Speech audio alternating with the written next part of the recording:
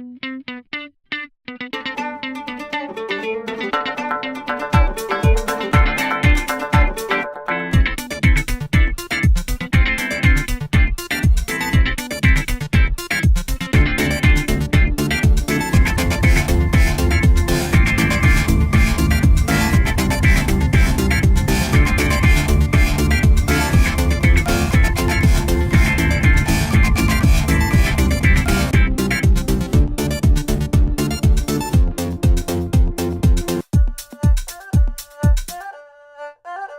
do is Aiki 1. So I want to open my body, and how I'm opening my body is by actually letting things stretch out. So I'm just letting them stretch out more and more and more. Okay? And I'm not paying too much attention to what his push is doing, and he's just really feathered and in there. But if I was paying attention to what his push is doing, I would say stretching me out more and more and more. Okay? And I don't want to contract. I just want to stretch out more and more and more. He pushes on here, and what happens? The skin of the ball stretches more and more and more. Okay? I can feel it tightening in me, and he can feel it tightening as he pushes. He's going to do Aiki 1.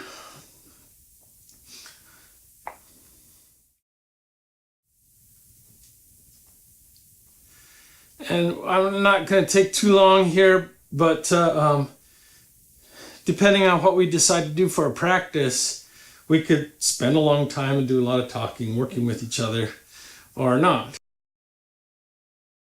The Aiki 2 version that we showed you last time, and I'm just going to do a warm-up and remind myself my shoulders are staying over my... Okay. And sorry, and I'm pulling my feet forward as I go down. I'm pushing my feet forward as I go back, so that I have the yin-yang forces. Okay, and I like to tell myself, am I ready to put my head down? Am I ready to put my head down? That softens up my quads. I don't want to prow my quads. My butt back this way, and I definitely don't want to sit back this way. All right? Okay, and then I'm just going down and up and down and up and down and up. I can do big ones. Down and up, down and up, and then he can push in more and more, and I'm using that to be my down and up, down and up. And if you recall, Tandokudosa number 1. Now let's work on Aiki number 2. Sure. Okay, and you might not have known it. Visually, if you look, you go, oh, Alan touched and then he's moved. I don't think that was the case because it didn't feel that way, but it would be a mistake if that were true. Tom is doing little micro opens and closes. It doesn't matter when, there's no timing. He's doing his rotations. So then the timing is of no consequence really. And either way, I'm helping him. I'm either helping him open or I'm helping him close. And he's not doing it reactively to my push. He's just doing his thing. Okay? And then he's going to do Aiki 2 this way. Okay, same thing with the micro. We start big. It's kind of nice. We can talk about this more later, how we get back without crossing the same line.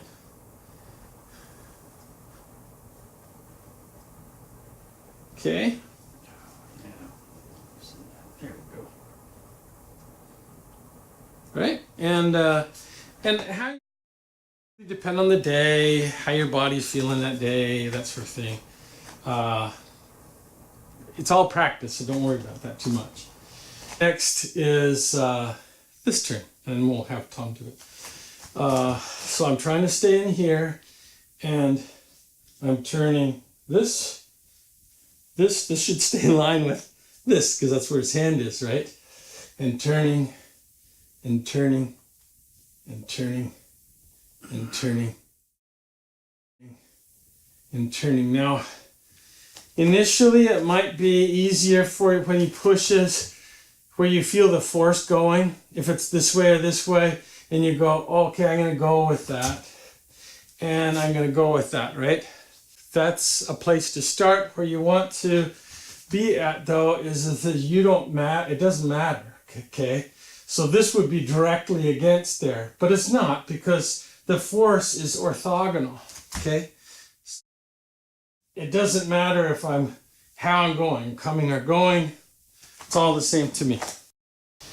All right, and then we have Aiki 3, and that's where I'm combining, obviously, Aiki 1.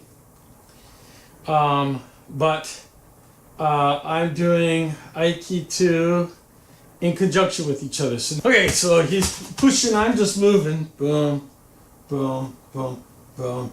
I'm not moving in reaction to his body.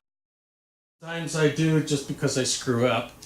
But the idea is that I do the movements that I want to do, and it doesn't really matter. Yeah, I should be on center and doing my own thing.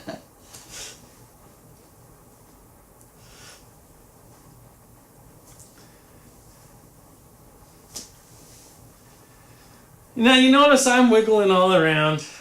I'm trying to get force for me, and I'm moving all around. Later on, when I'm better and he's better, what we'll do is I'll end up doing the same thing he's doing while I'm pushing. So, and you'll notice that this all of a sudden gets a little more challenging. And so, but you notice that, sorry, going like this anymore. That's because I'm doing this gimbal thing inside of me while I'm doing my pushing. Okay, and the advantage to that is that he gets to practice and I get to practice. I started out by pushing on his chest for this turn here. And if you have it can be helpful to push down here, because if you're not doing it right, this will lag behind. This guy will be standing here and you'll be moving all over the place, and I'll be going, I don't know, I don't think you got it, right? So, so that's useful, but I tend to go to the chest push first because of the problem of supporting this force. A lot of people have problems. It throws another variable in there. I'm not sure how they're supposed to support that force while they're also moving it. There's two neurological things going on. So for lack of a better time, I'm going to bring up an exercise you can do to learn how to do that. So Tom's going to poke in. I suggest, not my belly button, I suggest poke into the big part, meaty part, because that's what you got the most control over. And it's this feeling of, Mom, oh, look at me, I ate so much, right? Okay, and then he goes to a different place. And I say, hello there. And then as, okay, he's going to large muscle groups that are located in different places. So it's not this sheath anymore. And you'll notice that I can talk while he's doing this. Then he'll start to target, these places, the suture points where the two slabs of beef come together. It's a weak point.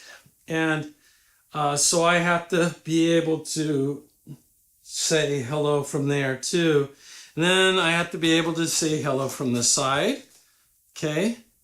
And I'm not going like that, right? Okay. This is just stuff.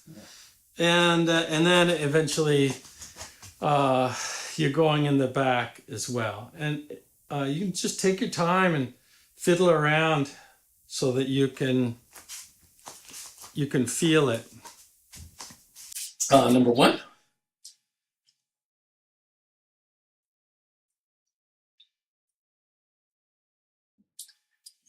Okay, and he's bridging to number two.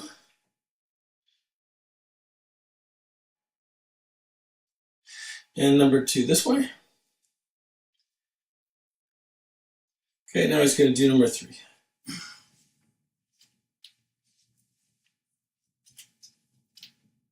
Okay, and we could, we could pull off. All right, then I suggest that people go hard, go strong every once in a while. You don't want to do it all the time because you'll probably not learn what you're supposed to.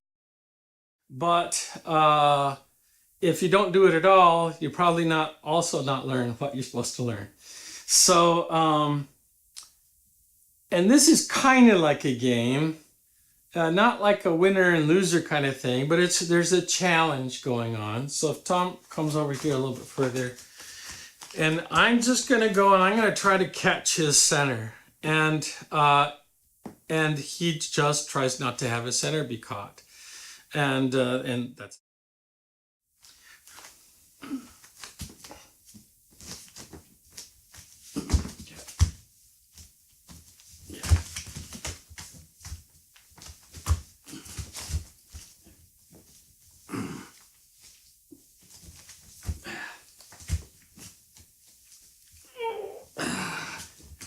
Okay, same thing over here. Well, I was already supposed to be on and moving. All right, enough of this reaction stuff. That's no good.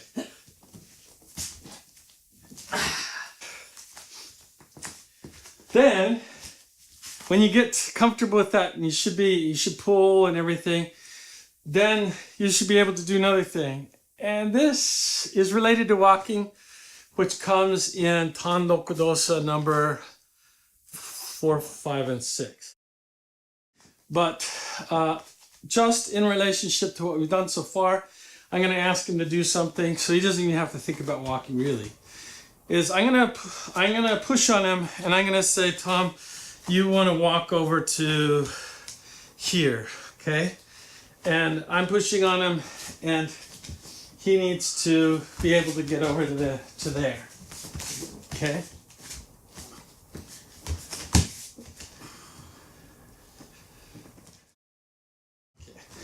And I like to think of it, I'll go over there, okay? Sure. I like to think of it as kind of casual almost, where you're standing here and you go, excuse me, Tom, I'm going to go over, Tom, okay, hold on. I'm going to go over, wait a second, and I'm just saying, kind of lightly, right? I don't want to lean into him. That's not what we do. But what we do is you go, right? And you're kind of gently asking the person to move along, but you don't want to be forceful because, well, that would be rude, right? And you kind of do that in your mind. If you can do that, then where can't you go, right? And you're walking straight into force. So I'm not trying to avoid the force. I'm just manipulating forces so that I can do what I need to do. And he can express force, and it's okay. He gets to do as well.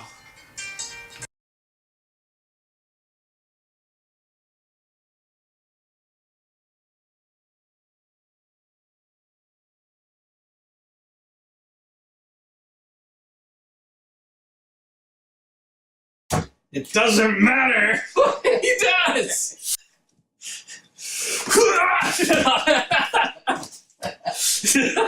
All else fails. And it's not a competition.